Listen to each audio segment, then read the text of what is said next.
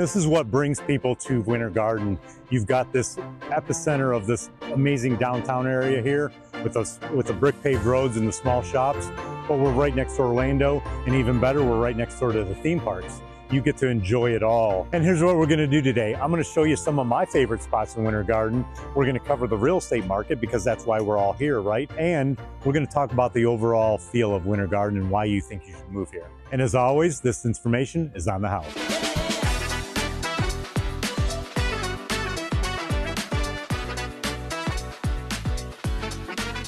We're standing right in front of the Crooked Can Brewery, which also doubles as a marketplace, because inside the brewery are all these little mom and pop shops. There was a demand for this. Winter Garden had this really small town feel when I moved here 20 years ago, but the demand is such where places like this are natural now, and there's a need for them. We're still maintaining the small town feel, and you can see just by the facade and the way it's built, it's got that brick feel, which you don't see a lot in Florida. Florida's a lot of block and a lot of stucco, but when you get this brick feel, it really keeps that small town kind of feel to it. So this is no different. They're actually building another one of these in Mineola, which is about 20 miles to the west of us. And that's because the popularity of this style of entertainment complex is just what this area wants and needs. As younger families move in, their lifestyle changes, they want this outdoor entertainment. They want community. You know, you can see that a lot of the tables are family style tables. It's not just, we need to sit here. This kind of a place opens that up, and it promotes, you know, people enjoying each other's company, having a beer together, and enjoying what people come to Florida for, and that's the sunshine and the weather and all these outdoor activities that we have all year long. All right, hey, let's go inside and check it out. Now we're inside the marketplace, and you can see they're brewing right here on site, which is immensely popular these days. And as we go on down, you'll see behind me all the signs of the mom and pop places that are holding this place together. And this is what brings community together. From sushi to donuts to tacos, what more do you want? And craft beer at the other end. There's literally something for everybody, and it's very casual. You can wear shorts and flip-flops. And I've been to events here where I'm in a suit and tie because it's a networking event, but there's literally something for everybody. I encourage you to come down and check it out. Where I am now is kind of in between the modern part of Winter Garden and the quaintness, but it's all right here on Plant Street. So we've got the brewery at this end, we've got the sparkling brand new City Hall, and right behind me is some more modern flair on restaurants and shops. And then further down is where you want to just sit and relax and maybe people watch, because there's a wine bar and there's restaurants that have sidewalk al fresco dining, and you can just sit out there, soak in the sun and the nice breeze, a little bit of music. This one street has it all. This is what I was talking about.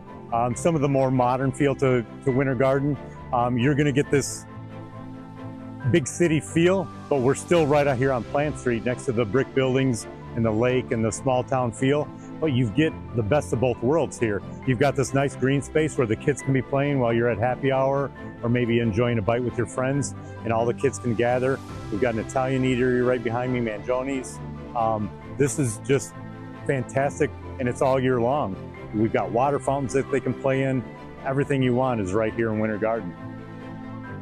Without the hustle and bustle of a big downtown area like Orlando, where there's lots of traffic and street noise and all kinds of stuff, you get the same feel. You get the green space, you get the splash pads, and it's very family friendly. There's pets that are allowed down here, so you get to enjoy all this without the big crowds and all the crime and all the stuff that smells that come along with it. This is really where it's at, and you need to be here too. And we have America's favorite farmers market every Saturday from 8 to 1. Come check it out. And if you're looking for a little bit of history and culture, look right here behind me, as Winter Garden is home to the Central Florida Railroad Museum. And don't forget about the West Orange Trail. That's kind of the heart of what runs right through the Winter Garden. It's very connected.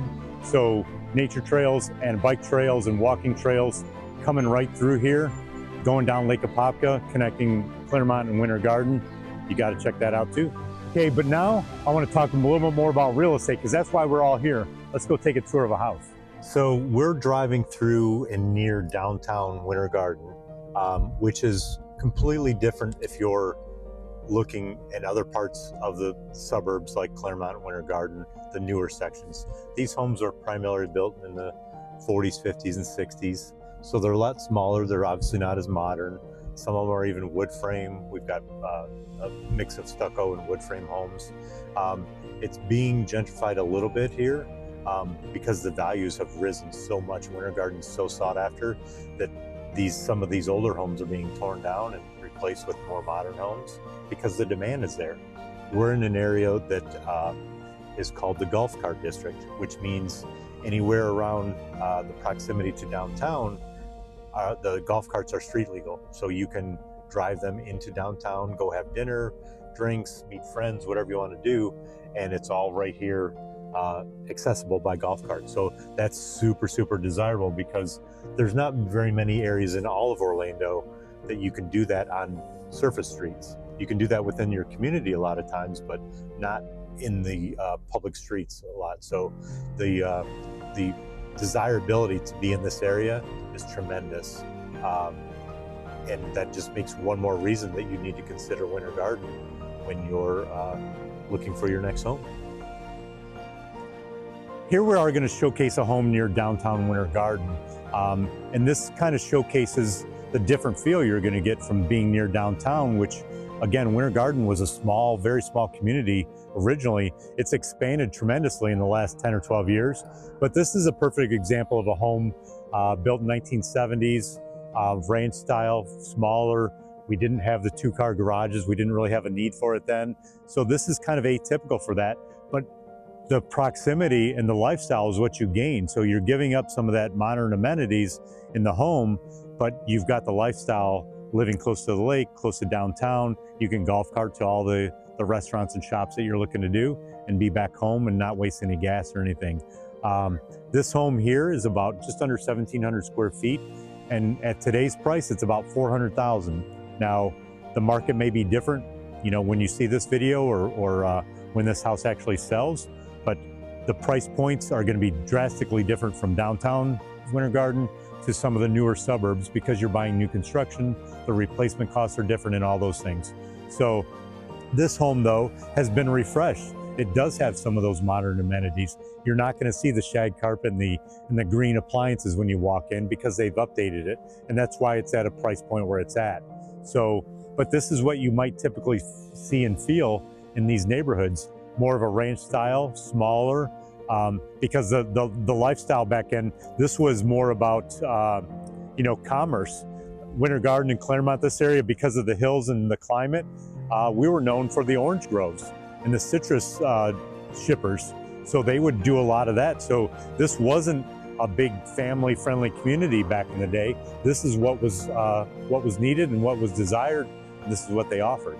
But let's go check out some newer ones. So what we're coming through now is a community called Oakland Park. And the reason I love this so much is because it's just so different from what we see in most of the communities around that are being built by these production builders. So what I'm seeing is big front porches, and I don't see a lot of stucco homes. They've got wood siding and different other elements that just don't make them look like other homes built by in a cookie cutter community. They got rear load garages, nice wide streets. So they do allow street parking here, but the front elevations of these homes is just great. They've got some homes backing up to lakes, some are there's a lot of conservation in this area, so some are backing up to conservation. We've got tile roofs, shingle roofs, metal roofs, palm trees, rear load garages, front load garages, a little bit of everything, so it's not so monotonous when you drive through here. And that really helps keep the values up because your home can be unique. And when you have something unique, the value rises because you can't find it everywhere. So if you're thinking about buying, and you're depending on your price point, if you're buying what everyone else has, you're going to be kind of stuck in your equity position for a little bit longer because your home is a lot like a lot of others. Right off to the right of us is Lake Apopka.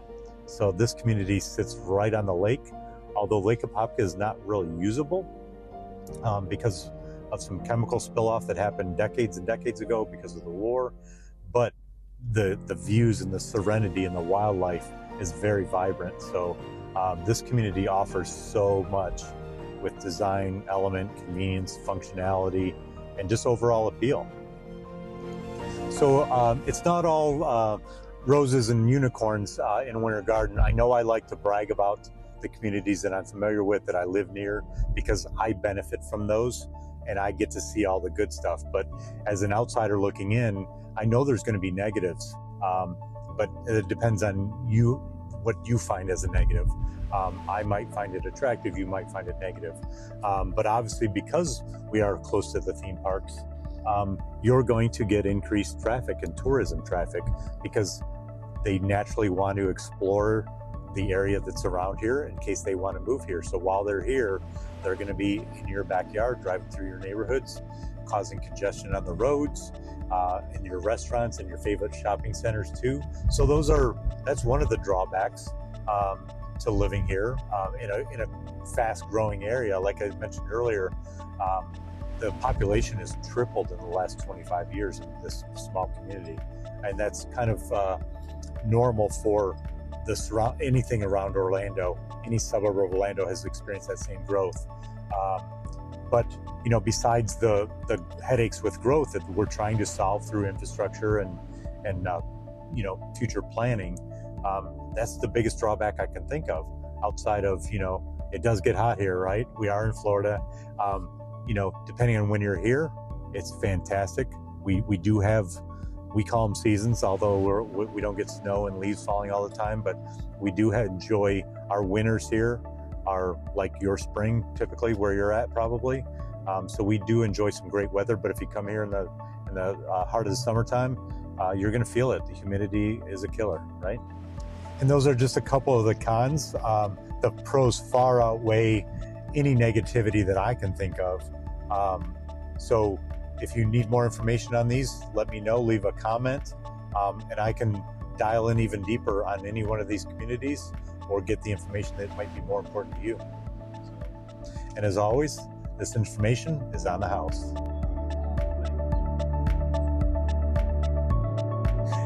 See, I told you to get plenty of bloopers.